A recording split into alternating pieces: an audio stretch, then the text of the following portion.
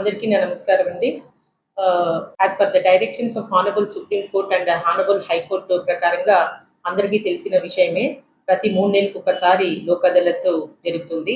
అలాగే మార్చి 8 అంటే శనివారం రేపు లోక్ అదాలత్ మన ఎంటైర్ ఏపీ డిస్టికే కాదండి, ఎంటైర్ ఇండియాలో కూడా లోక్ అదాలత్ జరుగుతుంది. అలాగే మన చిత్తూరులో మొత్తం మేము 32 బెంచ్లు ఏర్పాటు చేశాము. పొద్దున్నే ఉదయం 5 గంటల నుంచి సాయంత్రం 10 గంటల వరకు లోక్ అదాలత్ బెంచ్ జరుగుతుంది. ప్రతి ఒక్కరూ దీన్ని సద్వినియోగం చేసుకోండి. ఈ లోక్ అదాలత్ అంటే యాక్చువల్‌గా ఏంటి అంటే సెటిల్మెంట్. సెటిల్మెంట్ అంటే ఏమేనంటే చాలా వరకు కోర్టులో కూడా 10 ఇంకా 15 సంవత్సరాల వరకు కోర్టులో ఎటువంటి డెసిషన్స్ ఏమీ రాకున్నట్లు ఉంటాయి. అప్పుడు ఇరు వర్గాలు, ఇరు పక్షాలు మాట్లాడి సెటిల్మెంట్‌కి వచ్చిన తర్వాత కోర్టు ముందర హాజరయ్యి మేము రాజీ పడ్డాము, మాకి లోక్ అదాలత్ రిఫర్ చేయండి అని చెప్తే అప్పుడు ఆ కన్సర్న్ జడ్జి వాళ్ళు ఆ మాట వినేసి లోక్ అదాలత్ మ్యాటర్ ని రిఫర్ చేస్తారు.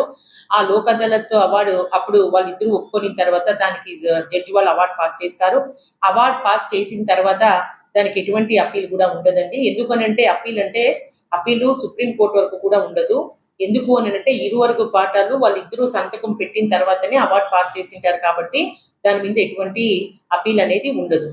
ఈ లోక్ అదాలత్ మెయిన్ ఉద్దేశం ఏమిటంటే ప్రజలకు సత్వరం న్యాయం జరగాలనే ఉద్దేశంతో లోక్ అదాలత్ 1987లో తీసుకొని వచ్చారు. దీని వల్ల ప్రయోజనం ఏంటంటే ప్రజల సమయం, కోర్టు టైం ఉదయము, తర్వాత కోర్టు సమయము, ప్రజల సమయము, మనీ ఇవంతా సేవ్ చేయాలనే ఉద్దేశంతోనే ఈ లోక్ అదాలత్ ని తీసుకొని వచ్చారండి. కాబట్టి ప్రతి ఒక్క వ్యక్తి ఈ లోక్ అదాలత్ యూజ్ చేసుకొని ఆ స్పర్ ఆఫ్ ద మూమెంట్ లో ఎటువంటిదన్నా ఆ గలాట్లు చేసుకొని పోలీస్ స్టేషన్ వరకు కేసులు రిజిస్టర్ అయింటాయి.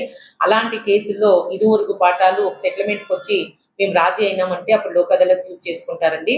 కాబట్టి ఈ లోక్ అదాలత్ తో ఎటువంటి కేసులు చేస్తారంటే బోత్ సివిల్, క్రిమినల్ కేసులు, MP act, promissory note, cheque bounce కేసులు, ఆల్ అంటే ఏవైతే రాజీ పడ్డ కేసులు ఉన్నాయో అన్ని కూడా ఈ లోక్ అదాలత్ లో రాజీ చేసుకోవచ్చండి. కాబట్టి ఈ లోక్ అదాలత్ ప్రతి ఒక్కరూ ప్రజలు ఈ లోక్ అదాలత్ అందరూ యూజ్ చేసుకోవాలని కోరుకుంటున్నానండి. Thank you so much sir.